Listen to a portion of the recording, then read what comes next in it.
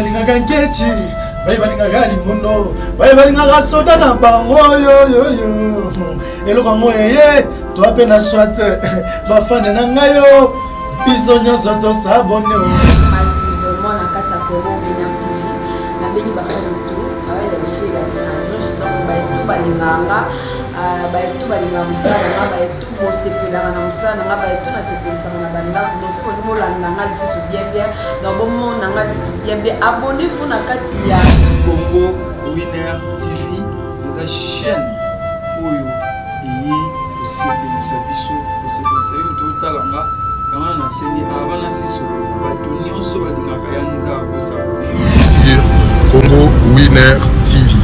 Congo Winner TV. La Cléopâtre Sarah Kabunji, Banouzi Amboka na temps réel, chaîne Kangi Londres Mobimba, Balobi Bisoto.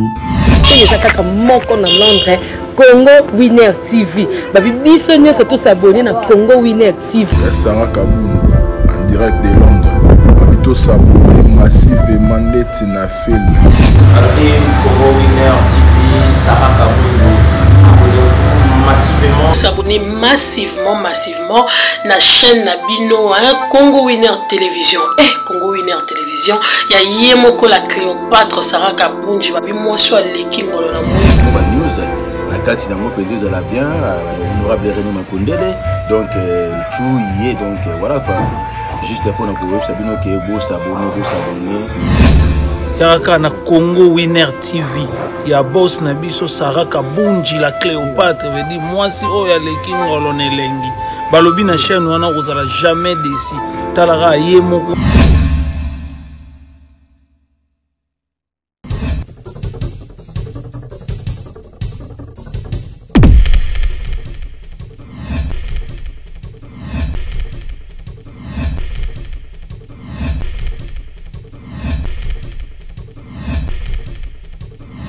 Bonjour fidèles amis téléspectateurs, merci encore une fois d'avoir choisi mon émission La réalité de l'artiste avec votre humble servante Berika Kalunga, autrement dit Mercure, la bébé de sa patronne.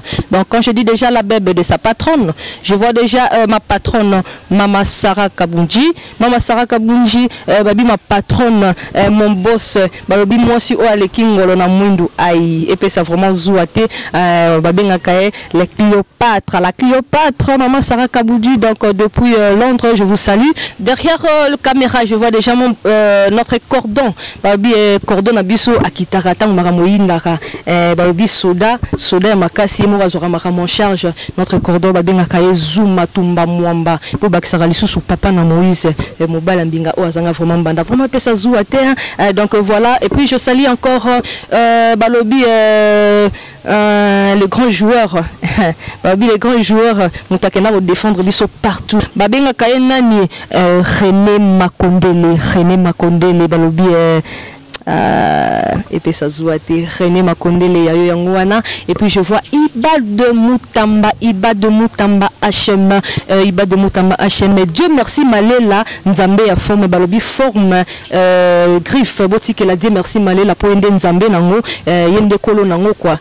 Dieu merci Malela balobi kanisela Berika Kalunga babi esalanga grande fille quoi et salope loroté pour yozali grand prêtre na bango donc on dit forme donc il faut se sentir la réalité de l'artiste balobi lango et ça la bien. Donc voilà, aujourd'hui la réalité de l'artiste, nous sommes aussi tristes. Triste nouvelle, comme les biso qui t'a battu sur le terrain. Déjà, bon, mon photo et le Bélibino déjà quelque chose. On a perdu un grand. Et quand on a beaucoup biso, ou à salara fierté en beaucoup biso, au moutoumignon soyez bi Texas, au lelo. Atiki biso vraiment paix à son âme. Il y a un moment que non la réalité de l'artiste, babi Congo Winner Télévision et tika ramaramoe le kabouete, tokiti sur le terrain pour topé sabino actualité, ou ezali actualité ya makasi to perdre mutumunene au babenge na Congo ya Texas, atiki biso na âge à 64 ans.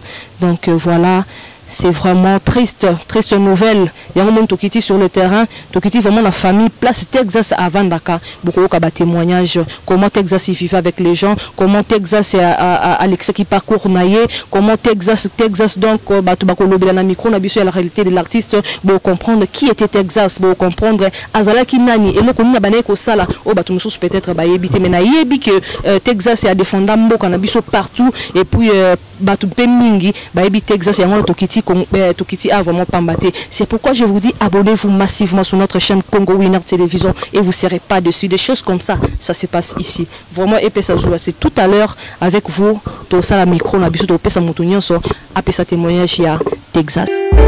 Moninga ya solo akolinga ote pona biloko ozana ngo. Kasa kolinga yo pona oyo zali.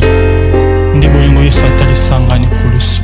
Haleluya. Moninga malamu Yesu. Moninga yatango nyonso. Yolinga ngai te pona mbolamu na ngai. Yolinga ngai na ngolu na yo.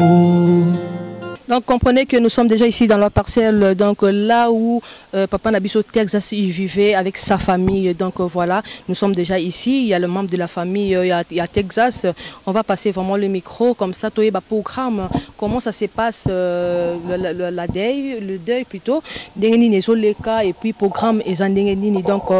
Avec vous ensemble, on va connaître le programme parce que nous sommes ici déjà dans le pan aux places. Papa Texas Azalaki Kovanda. Bonjour papa. Bonjour maman. Oui, papa, vous pouvez se présenter parce que Anaïbi que tous allez à le pan Texas, vous allez faire famille. Merci beaucoup. Naza grand fan d'abord, il y a grand maître Nenga Koufi champion. Okay. Donc Liwa et Saïbiso Passi de toutes les façons, tous allez Awa. En attendant, programme, il y a Kokunda, tout ça. Alors, Tozo Kozela, tout c'est là-bas, tout le monde a ndengeni tokosa na katikati ya famille. Oui, papa, comme vous allez grand frère Naye, ça tombe bien. Texas Abelaki Makasi, ils allaient malade, moko ils allaient qui presque tôt Azaki vraiment malade. Merci beaucoup. Texas Azaki Mutakobe la bela pambataye. Azalaki Azwaki moi et le komoko na libumu comme si Azaki ba intessé na Azaki bien té. Ce qui a fait qu'il a été évacué dans côté à Nanyakanko Kolokuna, mais mon gars a Atali, a dit que ça va aller, tout zéli, mais fort malheureusement ça a bien démontré hier. Ok. Mais non papa, l'organisation ça se passe bien parce que Texas Azaki Moutoumene côté ministère Nabiso, il y a ministère des sports, on a évité soutien Zali, l'évolution ça se passe bien. Ok, Texas Azal encore star, Azal encore la pièce star parce que à part les musiciens, ce sont les sportifs. Donc dans 4 il y a organisation. Même nous dans 4 famille a tout ça tellement na par il y a responsabilité pour notre programme Moanaté. Donc c'est un ministère et sport, ministère et culture et art parce que c'est ça plein na 4 culture. Organisation à Bango, il y a Sikazako Kamba pour les albinos. Donc, ça fait une organisation. Et aussi, parfois, chacun de nous, il y a responsabilité, il y a Ndengenini, et puis il y a communiquer. Mais ça se passe bien quand même, l'évolution. Et les malades, en tout cas. Le programme, vraiment, nous vraiment programme, nous fixer vraiment date. C'est aussi un programme présenté parce que. Ministère, il faut se concerter. Chaque ministère, par exemple, à Koloba, que pour Ngaï, n'a causé les responsabilités, par exemple. Chaque ministère, il y a soit, par exemple, à Koloba, n'a causé Salabo. Alors, dire que Batunyo soit ceux qui bango, si biso, si content que koye la biso, dit to koye bana koye bisabino. Ok, merci beaucoup, papa. Merci beaucoup. Donc voilà, comprenez qu'on était avec les grands frères de Texas, qui est vraiment un grand star. Donc nous sommes là, nous sommes venus compatir avec eux. Donc voilà, Congo Winner, Balobi, Maramonde et Angoyo. Donc on continue avec le micro. Oui, donc juste pour vous dire que non, c'est une grande famille parce que tous allez vraiment place Papa Nabiso Texas, là où il y a sa famille. Donc il y a beaucoup de gens, ils sont venus compatir avec eux. Donc et nous aussi, Congo Winner Télévision, nous sommes venus aussi compatir avec eux. Donc voilà, bonsoir papa. Oui, bonsoir maman. Oui, papa, vous allez membre de la famille ou amis, connaissances? Ngai nazali chef ya localité Matadi Mayo bisika oye azalaki soit disons Israël Azalaki ngai nde chef awa. Ok, d'accord. Papa par rapport il y a parcours il y a papa na biso Texas, quel bon souvenir oso garder pour na papa na biso? Bon, pour na papa Texas maman, il y a trop de souvenirs. D'abord Toyebi aza d'abord grande vedette oyo aibani na kati ya mboka na biso Congo. Ba evre pe ezali ebele oyo asala biso pe association ya kosangisa bandeko mosusu banonse, il est toujours président na bango, donc makambo eza mwa ebele. Et puis nga na ebeli awa te, na ebeli depuis ngiringiri nga na bandal te kokuta nsu na Matadi Mayo. Awa na Matadi Mayo nga nde na ali chef ya localité. Vraiment ezali pasi kozanga ndeko lokola Mwimba Texas, pasi mingi tozana ngo. Et tant que chef de la localité, votre organisation, comment ça se passe? Vous organisez comment pour la Matanga, Texas? Bon, justement, pour l'organisation, jusque-là, il faut que je dise la vérité. Hein. Pour la organisation, mais pour le moment, tout ça est. Merci beaucoup, papa. Donc voilà. Bonsoir, papa. Bonsoir. Oui, papa, vous êtes ami, connaissance ou membre de la famille? Non, membre de la famille, mais tous allés quartier Moko. Tu vas d'une bonne manière Texas, c'est-à-dire Moutouazari na kati ya bato. Malgré sa peau, aïba gouvanda na bato. Il traitait avec tout le monde. Alors, yango wana tukukutika ndengo wana te famille etika la isolé yango tozokuya kusala mwa complémentarité. Tant que bantu chaque fois soli matanga ezwami photo kende wana. Et selon l'organisation, il y a bato quartier, comment vous organisez? Ça se passe bien avant que nos fin obsèques naïe? Non, mon biso tozali bantu. D'abord, la famille décide en premier lieu. C'est comme ça, nous avons information précise, mais malgré chargé de oui, quel bon souvenir alors vous gardez pour la star Nabiso et mon non, Texas va souvenir de Kokotangate parce que asungi pe bandeko na ye bandundu asungi pe batu mingi ti lelo akufi toujours na œuvre na ye. Alors to senga kaka obatikali autorité bazo œuvre na ye en charge comme ça pour que mon ezala effacé. Sinon musala ni monani ba image wana bakalgo bo moni kuna pona ko laksa quelque part là bâti un bon travail. Merci beaucoup papa. Oui, vous avez compris que tout le monde a mal, ça fait très mal de perdre star et mon néné lokola papa Texas, vraiment c'est pas facile quoi. Donc voilà, bonsoir maman. Bonsoir. Oui maman, vous s'est présenté aux nani par rapport à star Nabiso papa Texas. Ah bien tantine. Oui, étant que tantine a dit que non et ça la pas si c'est pourquoi Congo Winner Télévision et Kiti Awa pour nous compatir Nabino ensemble. Tantine papa Texas abelaki to ezalaki courte maladie. Abelaki montant moulaï to ezalaki courte maladie. On m'a coussé. Selon l'organisation, alors comment vous avez organisé? Vous pouvez déjà vous fixer déjà date? On va fixer. Faut famille vendre. Selon ce que l'association, il y a papa Nabiso Texas, l'organisation là-bas on est basé sur organiser. Bon, on a que évolution et zo les kamalam. Donc ils ont très tôt, il faut pas vendre ba bomisa na to monter.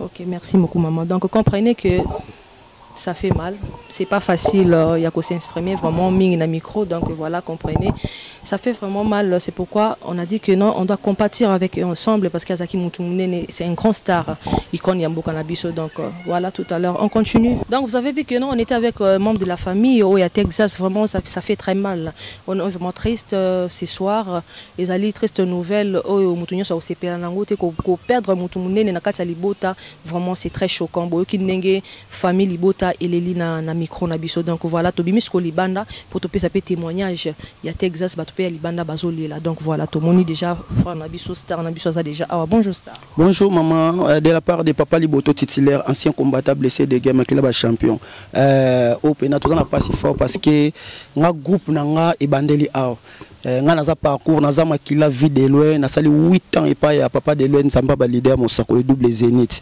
na mincho sko nga naza leader na kati ya base na nga moko groupe na nga bandeli a groupe na nga masole salami a mutapesa nga indusa ko sala groupe na nga ezaye parce que moi na ye Mwimba pyramide aza manager na nga ya kati ya mouvement na nga souci fort ya kolela fort pena maman na nga. Donc, bon souvenir, nous avons gardé vraiment. Il y a Texas, Texas, Abela qui me colle belé, ton ding, pour nous aller base, le quoi base, nous est qui a ce que oui, pena masolong. Bon, champion abilité, biso, abano pela nemo ba fièvre, mais qui n'engage kaka. Après, l'obité mais l'obité le canto zalaki nae, na matina mutu kanena qui travaille na interma tonge, les retours kozonga na zonga, azonga qui ne peut bien afandi na épée na palin. De toko kaka kana ba pourquoi ba 17h boke champion adae. Nga pena souvenir ba bon souvenir na zo pa na épée na parce que na souvenir kaka to so bete lo mo boya abnos na zo tango ekoksi anniversaire na ya kati ya nini na bandundu. Parce que événement on a sala wana mabilo on a zoa etikanga souvenir pour na ngape na sene voyage to kene Brazzaville na sene voyage to kene na Mwanda parce que ba souvenir na zui pana on a asombe nenge loko ya danger te mais ba souvenir on a zui na porter ba relation ya danger na simana yango po moni to zo lela awa bisoni so parce que aseli belé pour na bato belé oya prochain qui na ye a profiter pour moi muke oya profiter te bon. Merci. Merci beaucoup, Star. Donc, vous voyez que non, à Ouattozali, dans le quartier Naye, donc tout le monde témoigne. Balobi, Moutounio, ça a gardé bons souvenirs. Il y a papa Nabiso, Texas, Ouattozali, Kabiso. Donc, Babi, tous les Lanabao, Bazolela, tous ces Pénabao, CP là. Donc, Congo Winner Télévision, et qu'on compatir dans Libota, il y a Texas. Et puis, dans le quartier, toi, quartier, voisin, voisine. Donc, Bazali, on a pour nous faire témoignage. Et tout ça, déjà, na papa Nabiso, Azali. Ah, bonjour, papa. Bonjour, maman. Oui, papa, tu es à na quartier où est Texas avant Dakar. Témoignage ni européen ça pour na Texas. Pe bon souvenir ni nous garder pour na Texas. Nous avons un témoignage mini européen c'est na papa. Tu vas na papa moi tamulai à na matadi mayo. Tu bani na papa banda bombo. Tu es à na matadi mayo banda 2006. Tu okutana papa awa. Ezana ebele au papa sali pour na biso. Surtout na ngai. Ya mini kolobela te le temps de côté na matadi mayo na 2006. Je crois que tu es na couranté. Nazaki réparateur ya papa ya kobongisela ba groupe tout le temps muke ya kobenga Dieu merci na ina sala pe musala ya mingi oya muke oya banda kopesa ngai e banda ko kape pona ngai toza na susika ya makasi ninge to père de père na biso muto monene mwimba Texas ninga kei akene na kimia. Merci papa. Donc babi paix à son âme mwimba Texas oyo azali na ba témoignage vraiment ya ebelé na quartier tozali ana matadi mayo ouais place yemoko avant Dakar. Donc tout à l'heure avec vous on continue avec le micro.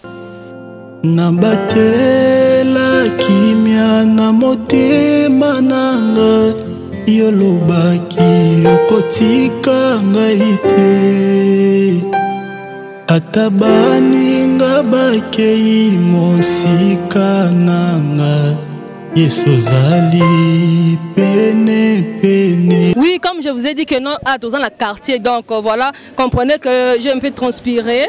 Moi, transpiration parce que je marche vraiment pour vraiment témoignage. Il y a Texas partout parce qu'on ne peut pas seulement se limiter à la famille. Il faut vraiment quartier paix et paix, ça vraiment témoignage. C'est pourquoi au Monique non attend, j'ai fait un peu de sport, voilà, comprenez. Et puis voilà, donc bonjour papa. Bonjour maman. Oui, balobi on est vraiment attaché pena il y a papa la biso Texas au Kobe la biso moi parcours naé Texas parcours naé ça la kindenge nini. Bon pour nanga pena Texas asagino so pour nanga.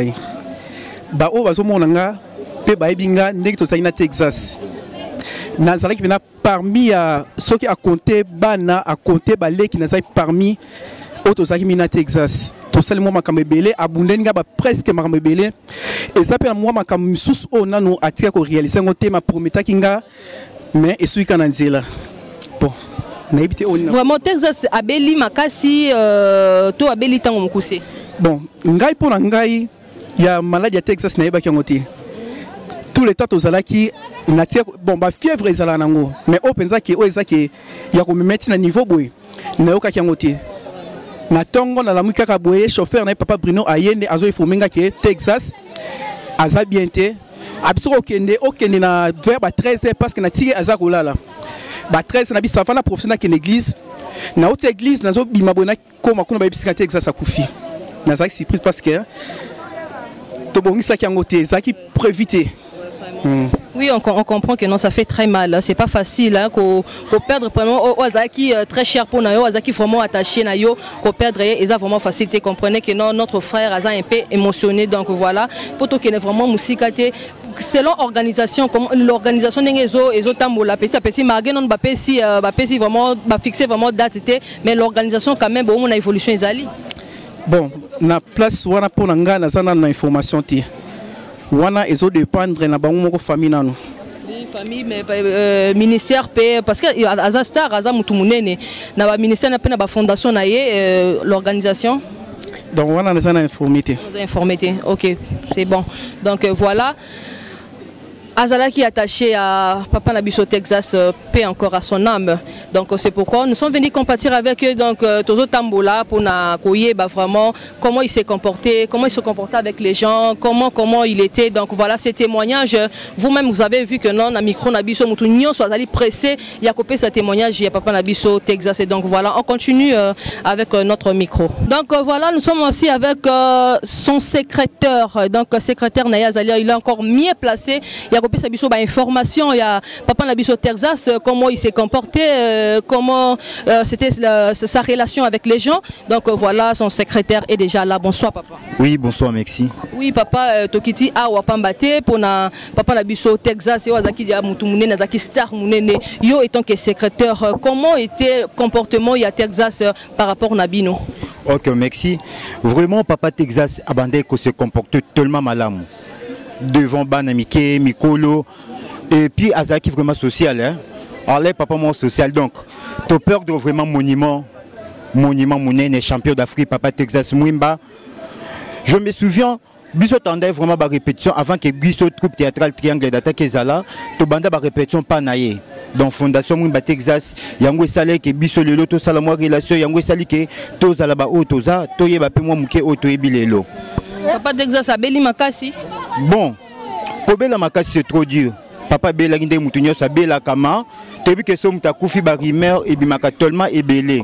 Ma, liwe zante la bisonio so, toza ba pelerin na mokili. Donc, Moukonende Koka Kiyango Papa Tikibiso. Vraiment, selon l'organisation, non va fixer date. Jusqu'à là, on va fixer date, tous c'est la famille et puis il y a Azara qui vraiment sportif mounen hein. Donc tous c'est l'andré bango kuna na délégation bakos bazo s'organiser bisopeto bunda bundama d'ici là bandeko bokozwa vraiment suite à bien ouais, c'est ça. Merci vraiment secrétaire. Voilà, c'était son secrétaire qui vient de parler tout à l'heure. Ça fait vraiment mal au monde que nous Moutounion soit Azali vraiment choqué, c'est pas vraiment facile hein, de perdre Star Mounen et loco la Texas, c'est pas vraiment facile. Bonsoir maman. Bonsoir maman. Oui maman a tokiti na mboka na bino tokiti na quartier na bino place Texas abanaye ko vanda boyebi vraiment comportement comment Texas s'est comporté à travers na bino bato ya Libana. En tout cas biso penza mabemo tozui ezate mais souci kaka souci ya makasi penza makasi tozaka na ye vendredi toka dimanche akei ya tiki biso souci penza makasi eza so na continuer loba na ya tamsama ya miso. Oui, c'est pas vraiment facile. Si on a connu le bas, ma mission que tu as un cocaté, il y a bien. Oyoka na maladie à Moulaï. En tout cas, tu as un autre venir te coûter un peu de faire. Dimanche après-midi, on a s'envoyer en tout cas, et ça l'a passé. Vraiment. Tout ça, vraiment ensemble là, Bino. Donc voilà, ça fait très mal. Très mal. Très mal. De perdre quelqu'un comme Texas, avec qui social à Moutounion, malgré sa peau. Il prouvait aux gens que non, malgré sa peau, il doit être avec tout le monde, que ce soit les peaux noires, que ce soit les ambiances, à mélanger qui il n'avait pas fait la différence. C'est pourquoi bon, on a témoignage à Boye. Donc voilà, très mal, même moi aussi j'ai très mal.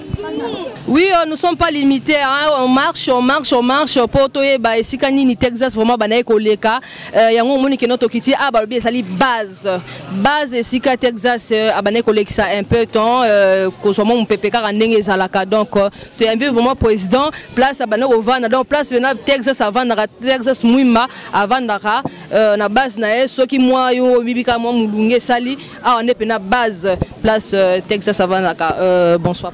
Ok, bonsoir maman.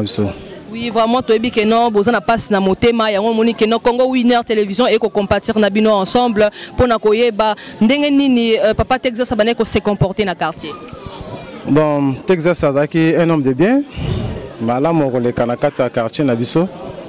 D'autre pas chez Imane, pas azaki Imane. Donc à ko le kabaz o te saki akota na kata ndako donc base ne doit ki pas un peu à New York. esika bandai kovandela sika baye nyonso bandai koya mpo bakutana na ye awa na kati ya quartier ezalaki base ne a pas un prince à New York. En tout cas, il était vraiment un homme de Dieu adorable. Bato bandai kosepela na ye babato mosusu banda kotala ye na madere akatch te balotala exerce nini nda andovanda na kati ya ndako ake ya bana mike akovandisa bango na kati ya ndako avanda bango à l'aise soki aya avandi azosola na bana bato nyonso à l'aise. En tout cas azalaki moto bandai konda kosangisa. Et la toute première fois na kati ya quartier bamona cortège ya bato bandai koya lokola ba arbinos banda uta de part et d'autre tant bandai koya ko se retrouver na kati ya quartier donc bazalaki pena ebele soki baye na kati ya quartier oyo ba arbinos osangisa bona kati ya espace oyo bakovanda to kosola à l'aise kimia. Donc ndenga ke ibo ezo sa biso pasi makasi koleka na kati ya mitema pena ça la passe ils ont pena na kati ya mitema pena donc que son âme repose en paix.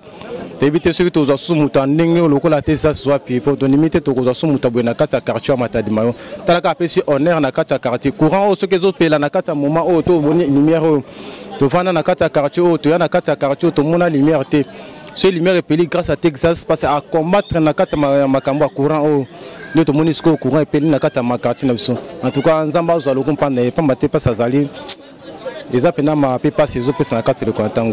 et tant que président, Ndenge Abaneko Vana, il y a vraiment base, il y a vraiment base naie. Au Pesabi, au moins 2-3 bons souvenirs vraiment au gardien la carte à Motema pour na papa na biso Texas.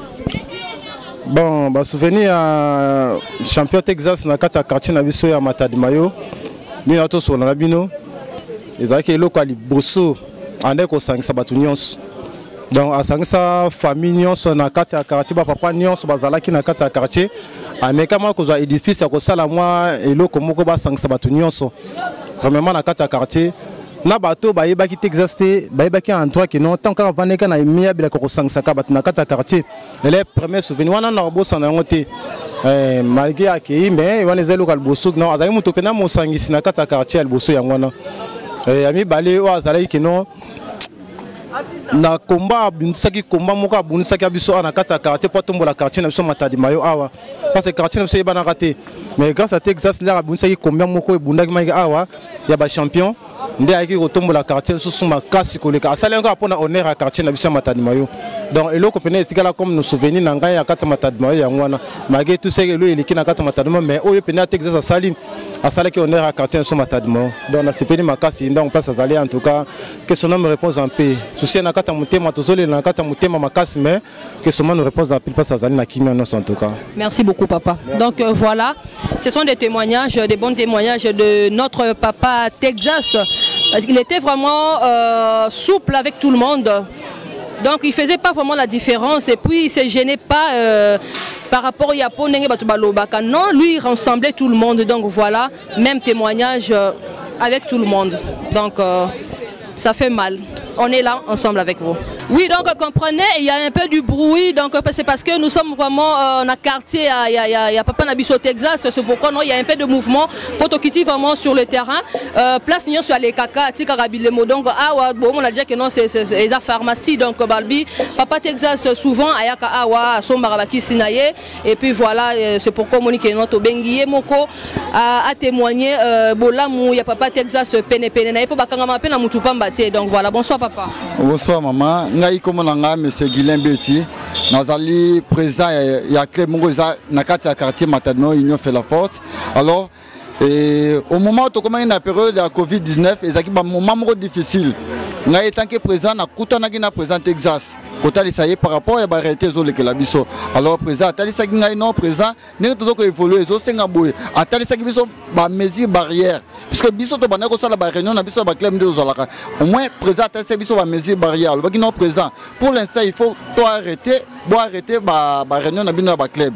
Alors pour na ko arrêter ba réunion à club mais na bisika bozo ko évoluer senga ki do sala comment ba mesures barrières au l'état senga ki en fait pour être clair au zo mona alcool oyo eza présent Texas mutu ayilanga yango na ba désinfectant musu na zaki nango esenga no présent soki mutu aye na pharmacie na yo avant kota au sali geste barrière et pas na ye et puis à côté pour aux ala sain sauf alors tu y a ko arrêter ba réunion à travers présent Texas en fait présent bana ko fana na ba jeune o balingaki ko fana na ye ata se biso ba arrêter belé en fait biso na kati ya groupe na biso tant to yeko zo annonce ya il y a liwa ya président vraiment tous a décidé biso bana matano o ba tout vanda ki na président et na moment vraiment ya moulayi en fait biso bana matano ndeti biso na kati ya groupe na biso union fait la force vraiment tous a na souci ya makasi et d'ici peu de temps peut-être bandeko bazo vanda kuna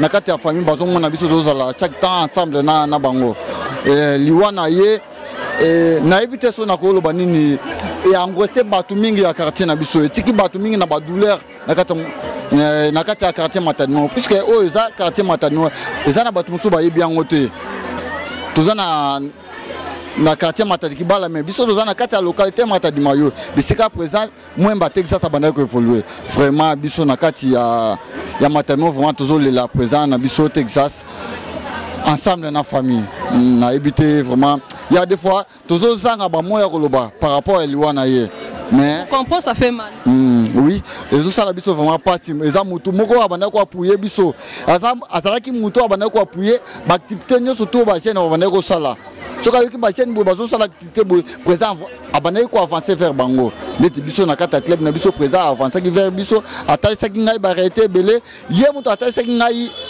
ba mesure barrière nyonso tout obiso peut respecter qui na club na biso ti ndenge président république ayo ko zo mesure ya ko décanter ba mesure wana nde tozonga la activité mais au moment où tozonga la activité to yo ka président asa so invité vraiment biso vraiment toujours la président na biso.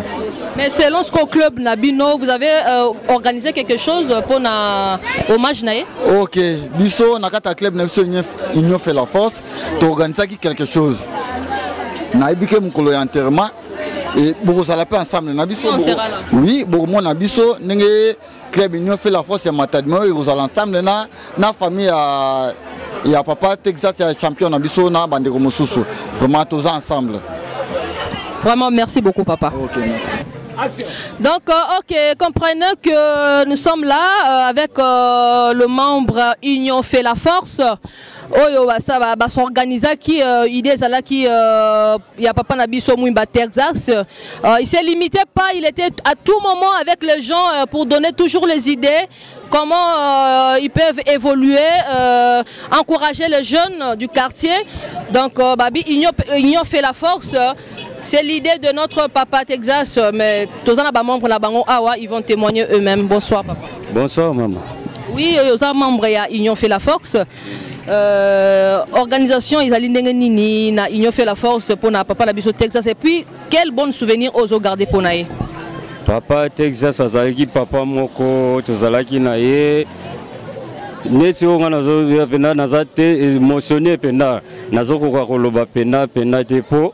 Azaki papa mo andako pesa biso ba conseil surtout conseil mingi penda ke boko tambola boye bosala ka boye bosa be pona club na bino donc pena souci na ngai yango pena pona papa pona bon souvenir à papa pena lobaki boye bo se organisaka c'est malade ndenge yeboye bosalaka boye vous respectez les gestes barrières après que bo rete na nous ba réunion na bino bosalaka boye après ti là de papa ndenge tika biso boye donc marato pena. OK, merci, bonsoir papa. Bonsoir maman. Oui, papa, vous allez membre il y a Union fait la force? Ouais, biso toi membre, tu as pu dans quartier. Talaka Venanga Texas, moi c'est Lembao. Oh, elle est d'origine, moi c'est Lembao, moi la KV. Gancho, moi papa Wemba, Kin Baebi. Bon, oh Baebi quoi. Si les Kawebabé, là déjà Gancho, Neni Aleki. Mais c'est une Aleki pourquoi? Taka vient dans Texas. Je comprends, via ma belle, avenue Monanga. Mais moi, dans minute, quartier, tu as la matanga. Oh, Baebi Texas. Bah, monsieur Baebi, avec la commotion à la police belge. Talaga via ça succès la comboana. Quartier, tu as mis un grand star. Tu as vu un Mwimba, malgré d'ailleurs. Tu as su Nanga Steve. Pour toi, quand il va venir, tu as vu mon Mwimba Texas, Nanga Steve Alandi. Bah, viens na sali ba combo na mboko. Viens Nanga Ngoto, Nanga Steve. Texas, moi, c'est Lemba, moi, la KV. D'origine, on a des gens. Qui n'y va pas, moi, papa Wemba. Mais viens d'ailleurs, je comprends. Tout le monde a identité. toujours. Souvenir, il y a vieux Texas, vieux mon replay. Vieux, au moins, quartier, c'est quartier Sika. Vieux, c'est moi une session mon robot, et à se regrouper, bah, gêne. Vous comprenez? Malgré d'ailleurs, bon, mon a, vieux, c'est une barre Niger. Donc, c'est pas m'battre. Vieux, c'est une idéologie. Idéologie, on a un petit peu sur la bamboko de Vandi. Pour la maman, la cave, à Kimi cave, on va la bamboko.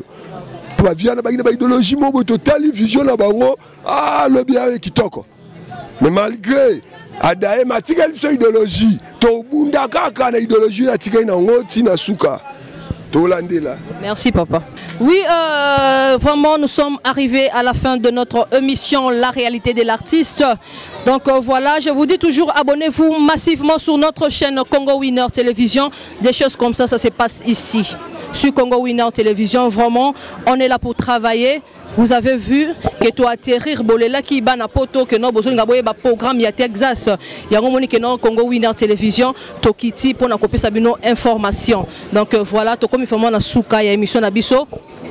On ne s'arrête pas là, on va continuer. Comme on n'a pas encore donné la date, on n'a pas encore donné le jour, on ne va pas se fatiguer. Jour baropé sa jour, on va vous dire, on est là seulement pour vous donner l'actualité. Donc voilà, nous sommes arrivés à la fin de notre émission. Là, je dis encore un grand merci à ma patronne qui m'a donné l'opportunité d'être devant vous ce soir. Ma patronne Sarah Kabunji. Sarah Kabunji Balobi. Moi, je suis allé à Mwindu, à Epesa vraiment Zouate, à la Cléopâtre. Maman Sarah Kabunji, donc c'est pour son effort, c'est pourquoi je suis devant vous ce soir. Et puis derrière les caméras, je vois déjà mon cordon Zouma Tumba Mwamba. Balobi Bobaxelaka, il sous papa na Moïse Ntumba. Balobi Mobala Mbingo, Zanga vraiment Banda, donc Zayewana. Balobi cordon Yamakasi, Baye Bakende na Misala. Donc tant que Kiti Awa, c'est pour mon cordon. Yemo Asimi caméra Bijaï, photo Kita Mabele. Donc voilà, des images comme ça, c'est pour mon cordon. Je le dis déjà merci. Et puis je dis merci à René Makondele. Et puis je dis encore merci à Ibal de Moutamba HM. Et puis Dieu merci Malela Nzambe à forme babi na otikate na otikate kolela. Dieu merci Malela Nzambe à forme babi Beri Kakalonga alobi sala vraiment et ça la grande fille babi to le belonga en réalité de l'artiste. Sori Dieu merci Malela à solo lipo forme griffe batikelaye. Et puis je dis je salue encore balobi Jofus. Jofus balobi Moïse, oh Moïse, je babi Aoutangola, babi Moïse, Lukoki, babi na PC merci. Et puis je salue encore mon grand frère Dani Kalonga depuis Brazzaville. Le soir il y a bagato ya bien. N'hésitez pas à appeler Dani Kalonga sur plus 242 06 911 15 60. Et puis je salue tout le monde, la famille Kalonga, famille Mwamba, tout le monde qui m'aime. Balobi si je suis Nabino, j'aime Nabino et ça l'a bien, remarque Nabino de ça là que non et tombe vraiment la réalité de l'artiste. Vraiment je vous aime bien, je vous aime bien. Restez toujours branchés sur Congo Winner Télévision, vous ne serez pas dessus. Des spots publicitaires, ça se passe ici. Appelez-nous, on va causer solo laka. Donc de gags, de théâtre, de sport, tout ça se passe sur Congo Winner Télévision. Et puis moi et vous, je vous dis déjà, on se retrouve très prochainement. Bye. Moninga ya solo akolinga ote pona biloko ozanango kasi akolinga yo pona oyo zali nde bolingo yesu atalisangani kulusu. Haleluya. Moninga malamu Yesu, moninga yatango nyonso,